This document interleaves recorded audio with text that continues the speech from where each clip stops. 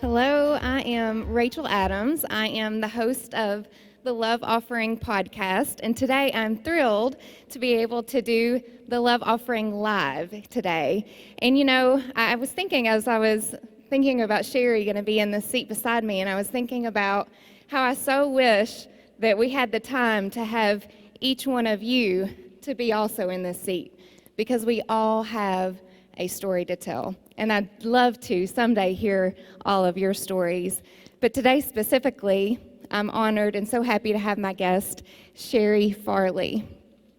So, Cheri, your story begins with infertility and loss. But now you and your husband have 4 biological children and 2 adoptive children. So for the sake of today's conversation, we are focusing on your adoptive stories. So would you begin by sharing Lily's story with us? Yes, first. I'm really very blessed to be able to share our story with you all. And God had been using some of those circumstances just to nudge us toward adoption and for many years. But we really did not have that, yes, it's time to adopt answer until the spring of 2010. And I'm sure many of you all remember the Haiti earthquake that happened at that time. And so we just felt like with the yes answer and the Haiti earthquake, we would, of course, be adopting from Haiti. And as it turns out, we actually didn't even qualify to adopt from Haiti. And so at that point, we felt like the Lord opened the world to us. And so we just continued to pray about our adoption. And God led us to adopt a special needs little girl from China. And I will never forget the day that we opened our referral letter and email, and I looked into the eyes of my daughter. And Lily was, at the time, a 4-year-old, and she was born with a ventricular septal defect that was repaired when she was 2 in China. So we really didn't know exactly what to expect. We had some medical information, and we had just some information about what she could do and not do. But we began to pray for her. And from start to finish, from the first paper that we filled out until we were with Lily in China, it was 9 months. And so it was 9 months of paperwork. There's a lot of paperwork. 9 months of prayer and 9 months of spiritual warfare. And one thing that I have seen through our adoption and through others' adoptions is there's a lot of spiritual warfare that goes into it, because adoption is offensive to Satan. It is very much a picture of what Christ does for us. Christ, he pursues us, he sacrifices for us, and then he brings us into his family. And so I have seen family after family really battle with some things, and I would put that before you to pray for your friends who are adopting while they're in that process. But there were some things that we came up against that we just really were not sure how we would ever overcome them. But we knew that God had called us to adopt, and we just decided to boldly proclaim that we were going to go get our girl.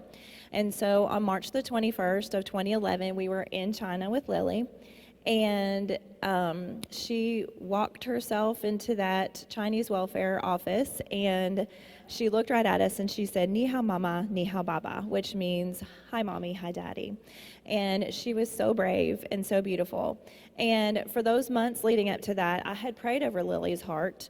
I had prayed over her physical heart, because we did not know what that would look like for her. But I prayed more over her emotional and her spiritual heart. She had been in an orphanage for 5 years, and that's a really long time. And I had prayed that she would be able to accept love and that she would be able to give love. And we had memorized a few little Chinese quotes to hopefully make things easier for us, like it's time to go potty and everything's going to be okay. And when she came in, I had really tried to promise myself, like, don't make the first move. I felt like we would be scary to her. We're going to look different, smell different. We didn't speak the same language. And so even though we had been preparing and we had pictures of her, it wasn't the same on her end. But after she said hello to us, my heart just was overflowing, and I could not help myself. And in Chinese, I said, "Can I hold you?" I had just wanted to touch her so badly. I'd only had pictures. And she climbed up into my lap and smiled at me. And God just began right then and there to just bond our hearts together. We had about 2 more weeks of finishing paperwork in China and getting to know one another there. But it was about 24 hours after we had gotten there. I remember Dawn was writing an email to our friends and family at home, and in that email he wrote, "I didn't know that they grew Farleys in China." She just really fit right into our family, and she was so much like our other children, and we just could see God working in that. I think even more overwhelming to me was to see how our children reacted to her. So they were really excited about the adoption, but being excited about the idea of something and the reality of something can be very different. And so we did not know what that would look like when we got home. But after we had been home, it had been less than 12 hours. It was an April morning. It was gorgeous. The kids were running around outside playing. And our third son, Preston, so you have to keep in mind at this time, adopting meant that he was going to be the middle child. 2 older brothers, 2 younger sisters, and he's not one who's big on change at all. And so he was the only one who was slightly apprehensive about the whole thing. He didn't know what to expect. But he came running inside to get a glass of water, and he looked at me, and I said, "Hey, bud, how's it going?" And he said, "Mom, she is so cool. It is like she has been here forever." And he ran back out to play, and I thought, she has been here forever. Like, she doesn't even speak English. How is this possible? But I could just see the goodness of God. He bonded our children together, too. And just as a little side note update, Lily goes to see the cardiologist once a year, but she's super strong and brave and smart, and actually is preparing for a national basketball tournament here. She's leaving in a week with her team. So that's just a little bit about our Lil. Well, so at this point in your story, you felt like your family was complete. And then in the spring of 2015, you got a call from the adoption agency asking if you would host a Chinese 10-year-old boy. And so you said, "Yes, we'll host, but we will not adopt, and we'll just, serve as a host family until someone else steps up to adopt." So would you tell us about Ryan's story and your plans versus God's? Yes, most definitely. The adoption agency had called. They had a group of young boys that were coming for 3 weeks during the summer of 2015, and they're getting ready to age out of the adoption system, so they would not be able to be adopted. And so this is kind of a last-ditch effort just to get their profiles out there. And the day that we got that phone call, Lily was actually in my bedroom. And she only heard part of the conversation, only heard my side of the conversation. But then before I hung up, she's doing cartwheels through my bedroom and, backflips. And I said, "Lil," she goes, "Are we going to adopt? We're going to adopt. We're going to adopt." And I said, "Would that make you happy?" And she said, "Mama, there would be someone else like me." And that was the first time that it even crossed my mind, because once she had gotten home, she was all in, she was all Farley, she was all American. She did not want anything to do with China. But I could see that there were the loss there. I started to see a little bit of loss for her. And so my husband and I talked about it. We prayed about it. We really could not see how we could make this happen. International adoption is pretty expensive, and we just really weren't expecting it. This was literally a call out of the middle of nowhere. So we agreed. We prayed about it. We did not feel like God was leading us to adopt Ryan at that time, but we agreed to host him. And so that included him coming here for 3 weeks, and I would take pictures of him, and we had some events that were public that we needed to be at, but most of it was just being part of a family and learning his personality so I could advocate for him. So I would advocate for him about what a wonderful little boy he was, because he was super loving and kind and fun. And I would say, these are the things he can do. So Ryan was born with bilateral microtia and atresia. So he does not have ears, and he does not have openings to ears. And at the time that he came to be with us, he had no accommodations made in his life. He was almost 11 years old, but he could hear us some. So I have a really sweet friend who also has adopted a little girl with bilateral microtia and atresia. She lives in Lexington, and she has described it like this, and I think it's a pretty good description. It's like you're sitting in the car with the car on, and someone is talking to you with the window up, and they're talking in a normal voice at that normal level. You can hear us a little bit, but just trying to figure out what they're saying. Now, mind you, we also didn't, he didn't speak English and we didn't speak Chinese, so we did a lot of acting for 3 weeks, but we got to really know his personality. He was very sweet and loving, and he would follow me around, and he would tug on me from behind and come up and hug me, and he would call me Mama. And my friends told me that they knew the day that I taught him to ride a bike that was it. It was all over for me. But actually, in the process of those 3 weeks, we did find a family to adopt Ryan, and they began the adoption process. So it was very difficult. We had to send him back to China. That was part of the deal. We knew it. But putting a child on an airplane to go back to an orphanage was heart-wrenching. But we knew, okay, Lord, we did what you asked us to do, and we have found him a family. And so we tried to find peace and comfort in that. It was about 3 weeks after Ryan had returned, the family who was going to adopt him reached out to our agency and to us personally and told us that they had stopped the adoption process. Again, my girls were in my room when I got that phone call, but my girls started jumping. We get him. We get to adopt him. We get to adopt him. And my husband didn't even know the information. I'm like, I don't know. I didn't know. So we started praying, but we definitely felt like the Lord had placed him into our family, and we began the adoption process with him, which was a little bit different because we weren't prepared at all. We did not have a dime saved for this adoption. So his journey was one that was definitely full of watching God work.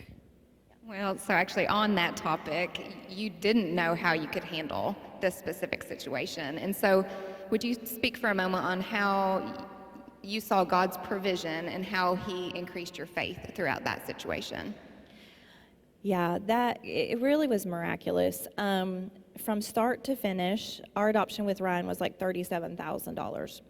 And we had been paying double and triple loan payments for my husband's med school loan, just trying to get that paid off so that we could send our oldest son to college just months later.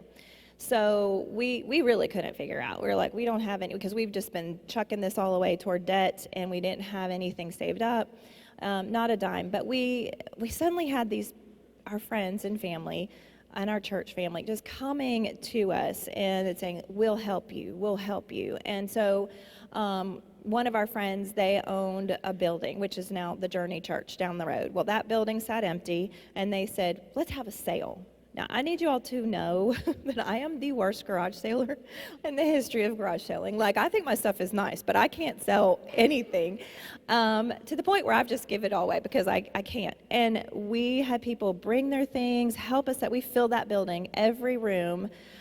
We made like $3,800 in 2 days. We had a concert, I'll use that word, concert, and it was like our family sang, and friends of ours sang, and we didn't have anybody professional come in. We made $3,500 in 2 hours, and so we ended up getting Ryan. We ended up being there 9 months after we started our adoption process, and we did it debt-free. We really could see the Lord working in every step along the way, and we might be getting ready to make a payment to, for some paperwork, or to the Chinese government, or for adoption agency things, and there would be a check that would come in the mail. So it was really miraculous. And I will say that was such a blessing to us, but we also saw our adoption bless other people. So if you feel God is calling you to do something, don't be afraid if there's a financial component, because you would not believe how many people said thank you for allowing us to participate. Yeah, I think that's a really good point to make, that we're not all called to adopt, but we can help in other ways. And so I'm glad that you mentioned that. And you're also very honest to say that adoption has not been easy. And I think most of us know that easy is not always better. And so that's proven true in your own life. But so how have you seen God use some of these painful experiences for his glory? Yes, I think that something that we forget about, or that we don't see intimately, is that adoption comes from a place of loss. And so children who are adopted, they have lost their birth parents, sometimes their identity, their culture, depending on where they're adopted from. And there's a lot of hurt that goes along with that. And it is not easy. Right now, Lily is getting ready to turn 14, and Ryan is 15 and a half. And they had a lot of trauma that came in their past, and not at their own doing, not their choice. They're living the consequences of adult choices that were made for them as infants. And so,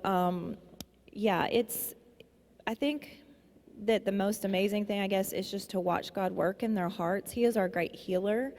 He's the only one who can heal those hearts, but then he's also given my husband and I a position to be able to turn them to the Lord, to show them his healing powers. And so there's still a lot of work to be done. There's still a lot of hurt there, a lot of control issues for feeling like their life was out of control for so long, but wanting to hold on to that. But last year, Lily and Ryan were both saved and baptized. And so to be able to see God now be able to work through the Holy Spirit in the sanctification process is just a blessing to be a part of that. Well, I love that you mentioned that, because of your choice, then they've made a choice that will continue to multiply. So you are honest to say that you're certain that we all have the power to help someone, and that we can all share Christ's love with that person. So for every one of us here today, what would you say to encourage us about the power of one? First, I would say listen to the Holy Spirit, because in Ephesians it tells us that God has given us, he has placed before us good works for each of us. And so you might not be called to adopt. I understand that. It's not for everyone. But he has placed good works for you. And so that may be that the family down the street that adopts, that you bring them a meal, or that, after they're settled or whatever, a year in or something, that you babysit for them. Or, you might not be called to physically adopt and bring a child into your home, or you may be. But if we are surrounded by people who are spiritual orphans, that you may have a coworker who is extremely lonely. You may have a neighbor child who's, not being raised to understand or to know the Lord, that we all can take and reach out to that one. And you will know, because God is going to place that on your heart. And we were talking about this a little bit before, like when he placed on our heart adoption, it was not something that we could run away from. Like, it was a pressing of the Lord, like to continue to pray until we were obedient. And I think you'll know that, whether it's your next door neighbor, whether you're going to bring a child into your home, but that we should be shining for the Lord. So. All right. Thank you so much for sharing your story.